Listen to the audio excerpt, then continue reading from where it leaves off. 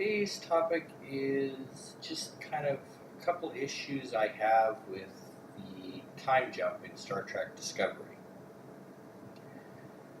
And it's not so much what happened or how it happened or why it happened, but more how they're going to make it work moving forward. By this I mean, okay, they're saying that the Discovery is going to be 930 years in the future. That's all well and good. It's past all of the other Star Treks, so they don't have to worry about mixing in with any of the other canon. However, here are some of my little issues that kind of just hit me and now I can't get them out of my head. Like, for instance, who are they going to have as a protagonist? Considering they're not going to be able to fight anyone. Absolutely no one. They're not going to be able to go against anybody. I mean, seriously, I don't even think I would believe them going up against a shuttlecraft. And let me explain why I say this. They're going 930 years in the future.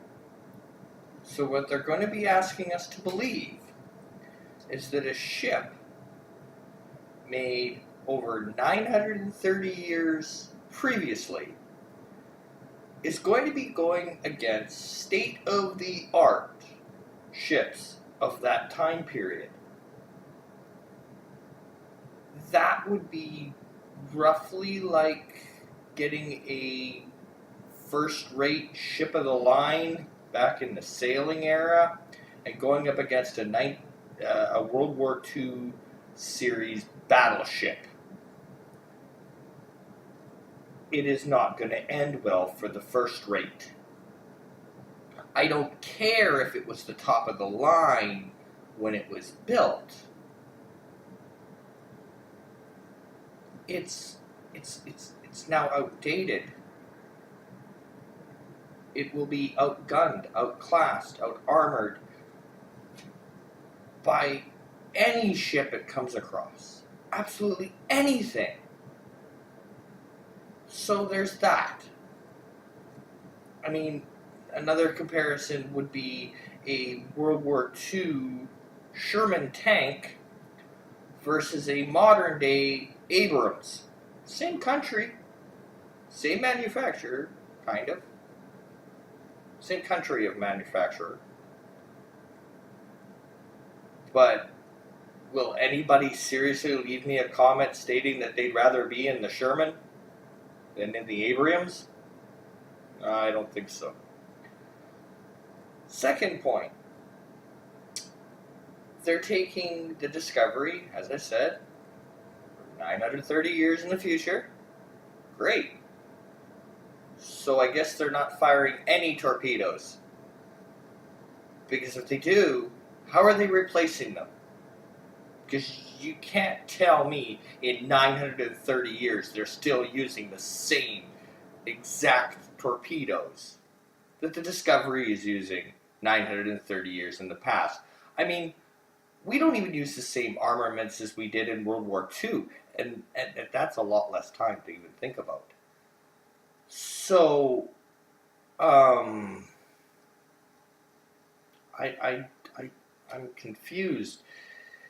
They're going to make us believe that, one, a ship that's made 930 years ago can compete with anything that it runs across 930 years in the future. Two, that the supplies that ship requires is going to be readily available.